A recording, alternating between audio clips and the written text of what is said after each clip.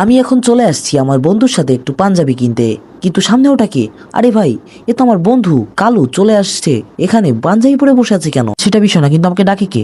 কি ভাই? আরে ভাই, আমি এখন পাঞ্জাবি কিভাবে কিনবো? এখানে তো ভিডিওই করতে পারবো না। আচ্ছা, এখানে আমি পাঞ্জাবি কিনবো না, চলো বের হয়ে যাই।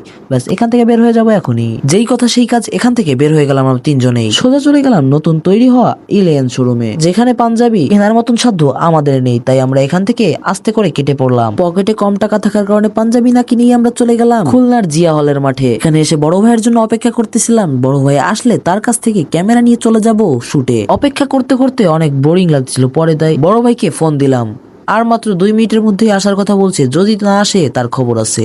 সিরিয়াসলি মাত্র 1 মিনিট পরেই ভাই চলে আসছে। ভাই এখানে ক্যামেরা সেটিং করে দিচ্ছিল। আমি চলে যাব এখনই ক্যামেরা নিয়ে সোজা ডাক বাংলায়। কেবল এই যে গিম্বল সেট আপ করলাম, এখন এই যে যাবো একটু পরে হচ্ছে যে ডাক বাংলায় যাবো। ডাক বাংলার শর্ট আছে, তারা ভিডিও নিব, যাবো।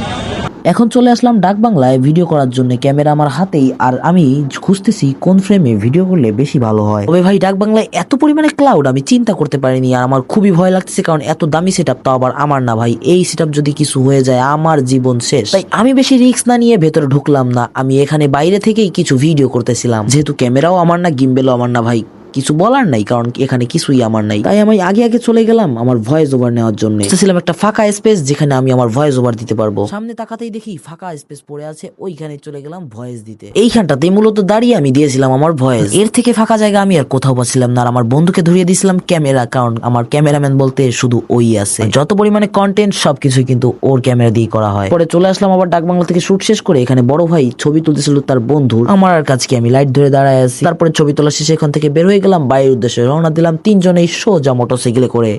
আজকে এই পর্যন্তই, ধন্যবাদ সবাইকে ভিডিওটি দেখার জন্য।